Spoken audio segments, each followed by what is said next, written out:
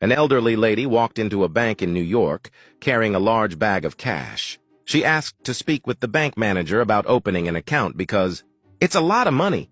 After some hesitation, the staff finally ushered her into the manager's office. The bank manager sat down and asked, "So, how much would you like to deposit?" She responded, $250,000, and dumped the money on his desk. Naturally curious, the manager asked, "Ma'am, that's quite a sum. How did you come across all this cash?" The old lady smiled and said, "I make bets." "Really? What kind of bets?"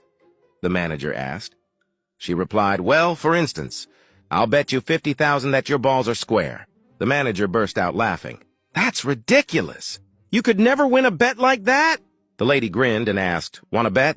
Feeling cocky, the manager said, "You're on. I'll bet $50,000 my balls are not square." The lady nodded and said, "Okay, but with that much money on the line, can I bring my lawyer as a witness tomorrow at 10 a.m.?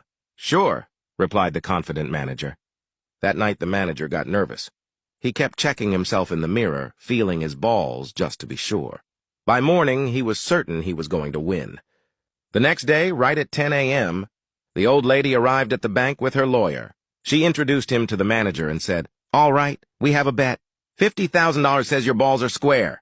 The manager confidently agreed again, and the lady asked him to drop his pants so they could verify. The manager, eager to prove her wrong, dropped his pants. The lady carefully inspected and said, May I feel them to be absolutely sure?"